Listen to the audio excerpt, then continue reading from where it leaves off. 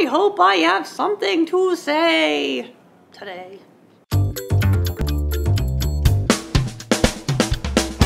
Hey, it's Kim Castle, and this is kimTV, where you discover how to live agelessly.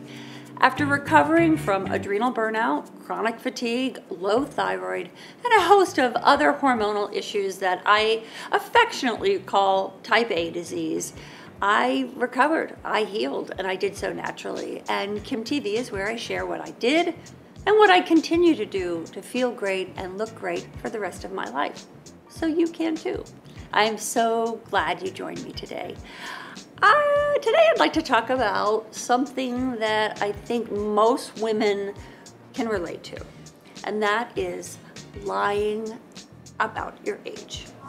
Whether you lie to somebody else or you lie to yourself, it really does affect us all at some point in time. And I was reading, and why do we do it? You know, what in our, I mean, it's not like we were born and it said, okay, you will get to this age and you will start lying about your age. So what causes us to want to do that? And what do we think we're going to get from that? I was reading today in The Guardian online that actress Maggie Gyllenhaal, tomato, I don't know. I think it's Gyllenhaal. What, you know who I'm talking about. I was reading that at the age of 37, a Hollywood producer told her that she was too old to play the love interest of a 55-year-old male actor. That she was too old. At 37 years old, you are not too old for anything except maybe getting on the teacups at Disneyland. And it got me thinking, okay, so maybe that's one reason that we think we have to lie, that we will not get, we're too old to find love.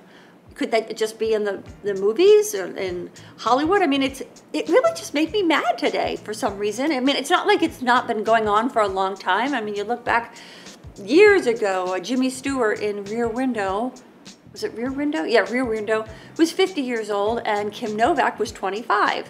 I mean, so it's been going on for a long time, but it just made me think that in this day and age, as women and culture, we're taking better care of ourselves. We have, you know, plastic surgery and Pilates, that, you know, 60 is the new 30, that kind of practice is still going on, at least in Hollywood, or is it still going on in our culture? I mean, is there this unwritten thing that after the age of 35, women are no longer desirable? I don't know. God, wouldn't that be awful if that was? I mean, and who says that? Maybe it's just that we as women allow that and feed into it. I was also reading in Time magazine online that it reported that actress Rebel Wilson, who's one of the stars in the Pitch Perfect franchise, has said that she was 29 years old, but Time found out that she's actually 35 years old. I don't know what makes me more angry. That Rebel felt like she had to trim off 6 years of her age to, I don't know, make it in Hollywood, make it in the world, or that Time magazine felt the need to report on it as if it was news. A person's age is not news unless they died. Maybe you've reached a certain level of success when a news outlet is outing your age. Maybe you've made it at that point. Maybe I just need to readjust my caliber of success. I remember when I first got to Hollywood and met with a casting director, and he had this role for, I don't know, I think it was a 30-year-old, and I was 30. He said, you know, you're really good, but you're just too young for the role. And it was like, too young for the role? I am that age. And so I would lie about my age and say that I was older to try to get parts. And then they got to be a point where all of a sudden there was like this magical, bewitching date that I started lying about my age in reverse, thinking that I'm saying that I was younger than I really was. Kept thinking, well, I take good care of myself, nobody would know. But who does it hurt when you start lying about your age? What are you in effect doing?